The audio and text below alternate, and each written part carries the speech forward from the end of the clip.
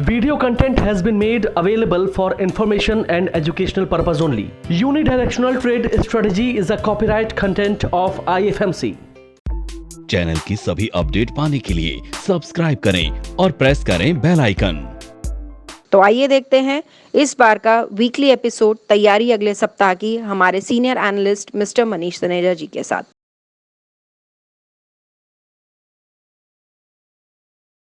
Good morning and welcome to the first episode of तैयारी अगले सप्ताह का इन 2022। दोस्तों 2021 खत्म हो गया, अपने साथ बहुत सारी परेशानियों को ले गया। और हाँ, लेकिन एक बात जरूर है कि 2021 ने जो स्टॉक मार्केट को दिया है वो शायद अभी तक किसी साल ने नहीं दिया। करीब करीब 21% स्टॉक मार्केट पूरे साल में बढ़ा और इतनी बड़ी बढ़त आज तक किसी एक पर्टिकुलर ईयर में नहीं दिखी। लेकिन साथ साथ अपने बहुत परेशानियां भी लेके आया। कोविड के लिए हम लोगों ने देखा किस तरह से कोविड में हम सब लोगों ने कोविड के खिलाफ एक जंग को लड़ा। तो दोस्तों 2021 इन्वेस्टमेंट पॉइंट ऑफ व्यू से बहुत बढ़िया रहा। अब आज हम इसके ऊपर ज़रूर बात करेंगे कि क्या 2022 भी हमको इस तरह के रिटर्न्स देगा। इस तरह के बहुत सारे क्वेश्चंस मेरे पास इन्वेस्टर्स और ट्रेडर्स के आ रहे हैं, तो मेरे को लगा कि सबसे ज़रूरी है आज फर्स्ट एपिसोड में आपके साथ ये शेयर करें कि 2022 स्टॉक मार्केट के लिए कैसा होगा, इन्वेस्टर्स और ट्रेडर्स के लिए। तो दोस्तों चलिए देखते हैं learn to analyse with precision. हाँ, हम केवल आपको यहां पर बताते नहीं हैं कि स्टॉक मार्केट को कैसे प्रेडिक्ट करना है या कहां स्टॉक मार्केट जाएगा। हम कुछ ना कुछ आपको लर्निंग जरूर देंगे कि जो हम बोल रहे हैं उसके पीछे क्या रीजनिंग है। तो चलिए स्टार्ट करते हैं आज का एपिसोड। तो दोस्तों ये है मेरे पास मंथली चार्ट 2021 का, जो यहां से शुरू होता है और यहां तक आपने देखा एक खड़ी तेजी मार्केट में देखने को मिली। Overall 21% stock market Nifty index जो हैं वो बढ़ के बंद हुए हैं। अब बात ये आती है कि क्या इसी तरह की तेजी हमको 2022 में भी देखने को मिलेगी या नहीं। तो दोस्तों ये तो बहुत स्पष्ट है कि इतनी बड़ी तेजी शायद हमको 2022 में देखने को ना मिले। इसके पीछे कुछ स्पेसिफिक रीजंस हैं, वो मैं आपके साथ रीजन शेयर करने जा रहा हूं। अगर मैं बात करूं आज से 2 साल पहले की, अगर मैं 2 साल पहले देखूं तो करीब करीब निफ्टी जो था वो अप्रॉक्सीमेटली 12,000 के लेवल पे था। चलिए हम एक काम करते हैं, हम एक कैलकुलेशन आपके साथ शेयर करते हैं। करीब 2 साल पहले निफ्टी जो था वो 12,000 मार्क पे था और निफ्टी 12,000 मार्क पे था उस समय इसकी जो पीई रेशो थी वो थी अप्रॉक्सीमेटली 40 और इसकी जो अर्निंग्स थी वो करीब करीब 300 पे थी। तो 300 इंटू 40 इज इक्वल्स टू 12,000। ये आप सबको समझ में आता है। ये 40 हमारी पीई है, ये हमारी अर्निंग्स थी निफ्टी की और ये हमारा निफ्टी था। ये हम बात कर रहे हैं 2 साल पहले की। अब आज की डेट में निफ्टी करीब आया है 17,000 और 17,000 के मार्क के ऊपर इस समय अगर निफ्टी की जो पीई है वो है अप्रॉक्सीमेटली 24 और मोटा माटी करीब 700 की हमारी अर्निंग्स हैं। अब आज की डेट में 40 से जो पीई है 2 साल में 40 से घट के 24 आ गई, लेकिन अर्निंग्स जो हैं वो 300 से बढ़ के 700 हो गई। अब कहानी क्या हुई, आज से 2 साल पहले हमारे पास डाटाज बहुत वीक आ रहे थे।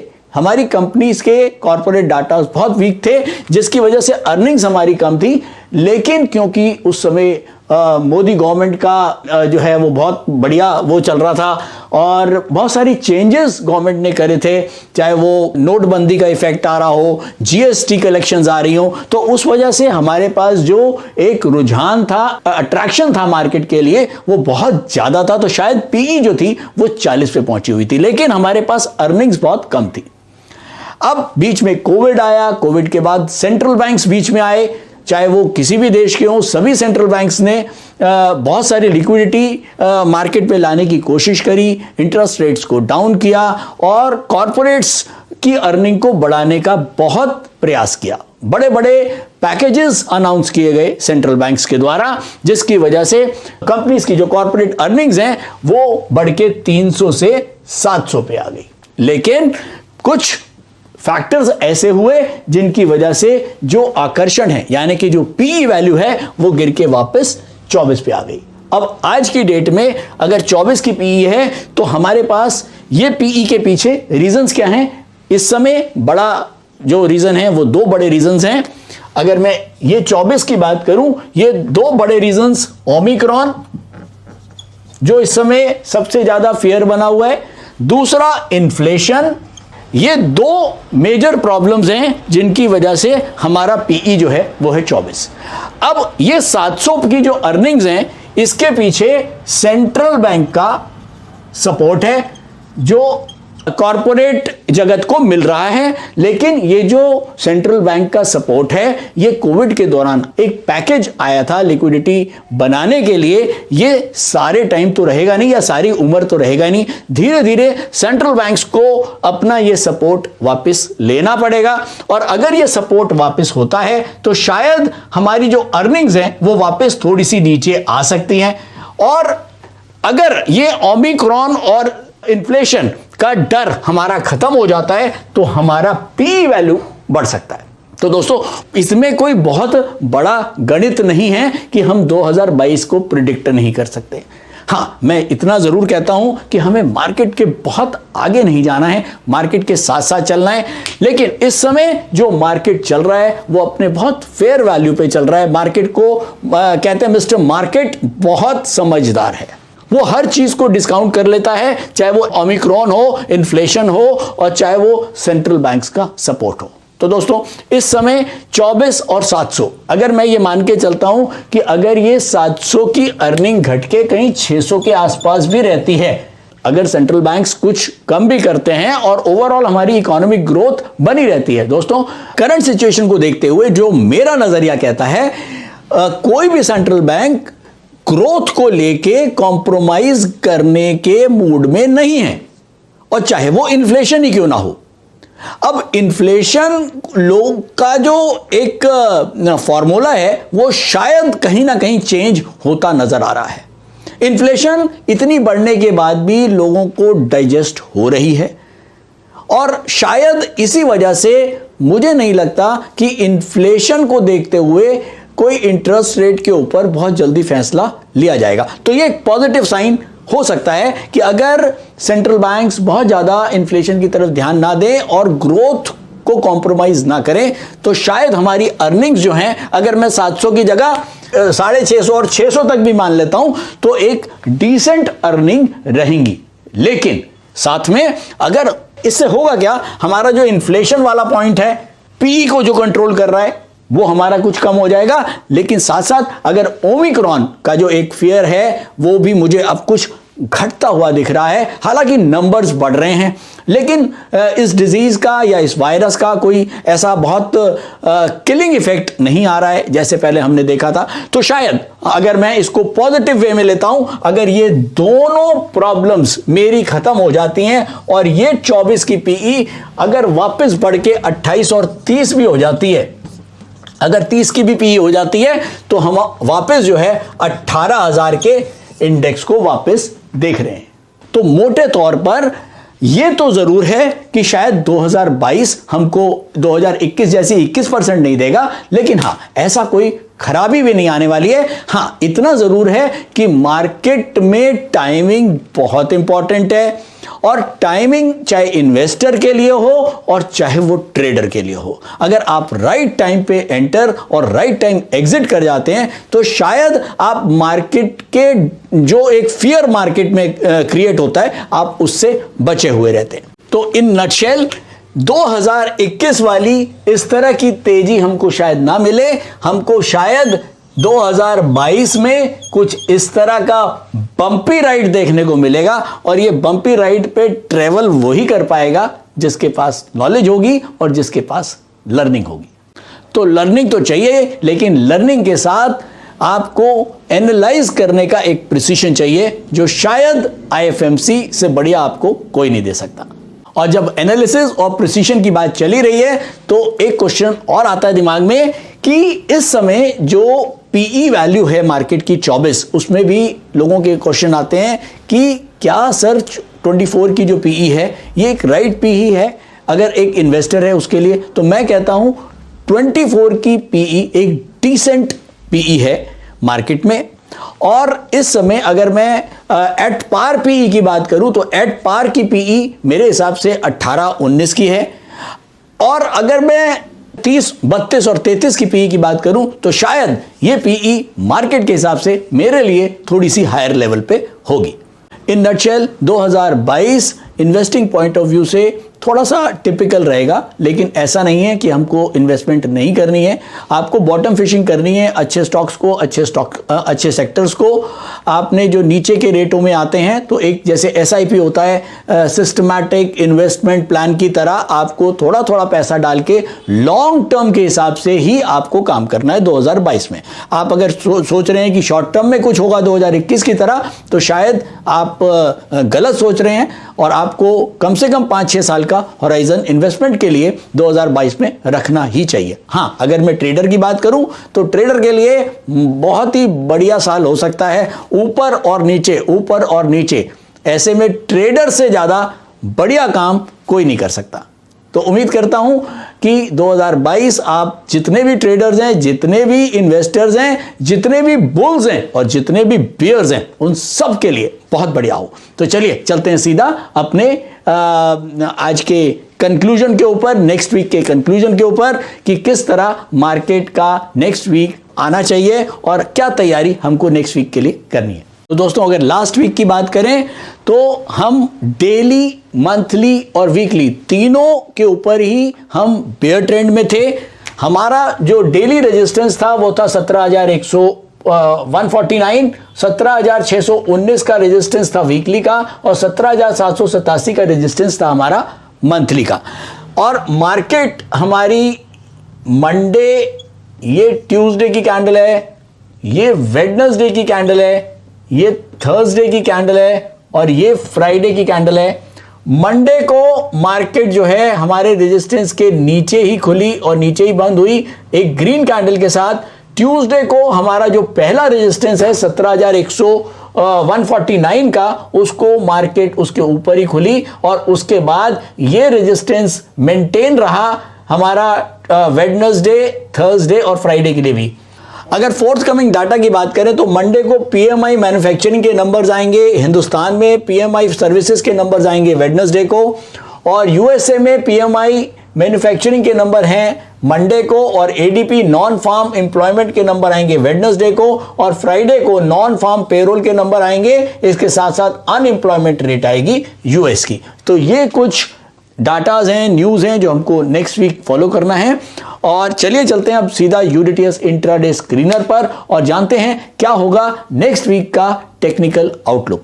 नमस्कार, मेरा नाम बुध प्रकाश है और पिछले 5 सालों से मैं स्टॉक मार्केट में ट्रेड कर रहा हूँ और मार्केट से मुझे निराशा ही हाथ लगी।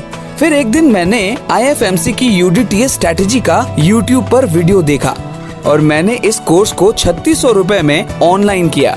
तो आज मेरा ट्रेड करने का अंदाज ही बदल गया। थैंक यू आईएफएमसी, मुझे ट्रेड करना सिखाया और मेरा कॉन्फिडेंस रीगेन करवाया। Call 9870510511 or visit www.ifmcinstitute.com। तो दोस्तों, हम आ गए हैं यूडीटीएस इंट्राडे स्क्रीनर पर। यूडीटीएस इंट्राडे स्क्रीनर में सबसे पहले निफ्टी सेंटीमीटर हमको अभी भी रेड जोन में दिख रहा है, हालांकि कंप्लीट डार्क रेड जोन नहीं है, थोड़ा सा ऊपर उठा है। इसका मतलब एटलीस्ट हम जो डेली जो हमारा लेवल है वो हमारा सपोर्ट बन चुका है। और देखते हैं कि नेक्स्ट वीक मार्केट हमारे वीकली और मंथली रेजिस्टेंस के ऊपर जाती है कि नहीं। तो नोट करें निफ्टी के लेवल्स जल्दी से। निफ्टी डेली के ऊपर अपवर्ड है, सपोर्ट है 17,244। वीकली के ऊपर निफ्टी डाउनवर्ड है, रेजिस्टेंस है 17,619। मंथली के ऊपर भी निफ्टी डाउनवर्ड है और रेजिस्टेंस है 17,783। बैंक निफ्टी के लेवल्स, बैंक निफ्टी डेली के ऊपर अपवर्ड है, सपोर्ट है 35,114। वीकली के ऊपर भी बैंक निफ्टी अपवर्ड है, सपोर्ट है 34,573 और मंथली के ऊपर बैंक निफ्टी डाउनवर्ड है और रेजिस्टेंस है 35,902। तो ओवरऑल निफ्टी अभी भी बेयर ट्रेंड में है क्योंकि केवल डेली के ऊपर हम बुलिश ट्रेंड में आए हैं, लेकिन अभी भी वीकली और मंथली ट्रेंड निफ्टी का वो अभी भी डाउनवर्ड है। तो ये तो पक्की बात है कि हमारा नेक्स्ट वीक भी जो व्यू होगा वो ज्यादा बेयरिश ही होगा। तो चलिए चलते हैं सीधा चार्ट्स पर। तो दोस्तों ये हम आ गए हैं डेली चार्ट पर। हमारा पहला सपोर्ट यहां हमको दिख रहा है 17,247, रेजिस्टेंस 17,619 और अगला रेजिस्टेंस 17,783। हम बंद हुए हैं यहां पर। ये पॉइंट है हमारा निफ्टी का 17,350, 17,350 के ऊपर हम बंद हुए हैं। हमारे नीचे एक सपोर्ट है और 2 रेजिस्टेंस हैं। हालांकि अब जो रेजिस्टेंस है वो बहुत ऊपर नहीं है, सपोर्ट भी मार्केट के मतलब ओवरऑल मार्केट की रेंज बड़ी नैरो होती चली जा रही है। तो या तो अब मार्केट ने अगर नया मूव लिया, अगर ओमिक्रॉन के कुछ नंबर सुधरते हुए दिखे, इन्फ्लेशन पे मुझे लग रहा है कि कुछ अभी बात हो ही नहीं रही है, तो शायद इन्फ्लेशन को फिर हम कुछ टाइम के लिए सेंट्रल बैंक जो हैं वो कुछ अभी ठंडे बस्ते में ही रखेंगे। लेकिन हाँ, ओमिक्रॉन के नंबर्स अगर जरा भी ठीक होते हैं तो शायद हम फिर से एक बार वीकली और मंथली के रेजिस्टेंस को तोड़ते हुए दिखेंगे और उम्मीद करता हूं 2022 में मार्केट में फिर से एक तेजी बने, ताकि जो लोग बहुत परेशान थे पिछले 2 महीनों से 18,600 के नीचे जो लेवल्स बने और उसमें जो है बहुत सारे ट्रेडर्स, बहुत सारे इन्वेस्टर्स करीब 2 महीने से परेशान हैं। तो उम्मीद करता हूं कि अगर कुछ ऐसा होता है, ये लेवल्स फिर से कटते हैं और रेजिस्टेंस के ऊपर मार्केट निकलती है, तो शायद हम फिर से नए हाई को तोड़ते हुए देखेंगे। तो इसी अच्छे नोट के साथ आज का एपिसोड हम एंड पे आते हैं। और हाँ, एक चीज और, मैंने लास्ट टाइम बोला था ऑप्शन चेन डिस्कस करूंगा, लेकिन आज टाइम नहीं मिला ऑप्शन चेन को डिस्कस करने का। नेक्स्ट एपिसोड में बिल्कुल आप लोगों के साथ ऑप्शन चेन को डिस्कस करूंगा। Thank you so much. Like करते रहिए, कमेंट करते रहिए और वीडियोस को शेयर करते रहिए, ताकि आपके साथ आपके जो फ्रेंड सर्कल है वो लोग भी स्टॉक मार्केट में लर्निंग, प्रिसीशन और एनालिसिस कर पाए। Thank you. स्टॉक ट्रेडिंग के दौरान मुझे क्या खरीदना चाहिए और मुझे क्या बेचना चाहिए, मुझे कब खरीदना चाहिए और मुझे कब बेचना चाहिए, ये सवाल आपको परेशान करते हैं। तो चलिए सिंप्लीफाई करते हैं स्टॉक ट्रेडिंग को और निकालना सीखते हैं वो एक्यूरेट पॉइंट्स जहां हमें स्टॉक को बाय या सेल करना है, मेरे यानी मनीष तनेजा के साथ IFMC की यूनिटीएस स्ट्रैटेजीज से। यूनिटीएस यानी यूनिडायरेक्शनल ट्रेड स्ट्रैटेजीज, जो है हर स्टॉक ट्रेडर की पहली पसंद, जो बनाती है स्टॉक ट्रेडिंग को सिंपल, एक्यूरेट और स्ट्रेस फ्री। यूनिटीएस स्ट्रैटेजीज सभी इंटरवल्स पे काम करती है, चाहे वो इंट्राडे हो, पोजिशनल हो या लॉन्ग पोजिशनल हो। मेरे 26 सालों के एक्सपीरियंस और एक्सपर्टीज का निचोड़ है यूनिटीएस। IFMC की लोकप्रियता का राज है उसकी copyright strategies and IFMC is unchallenged leader in stock market education. IFMC is now a school of 10 million learners, awarded twice by Delhi City Icon Awards. So let's begin UDTS online course by IFMC.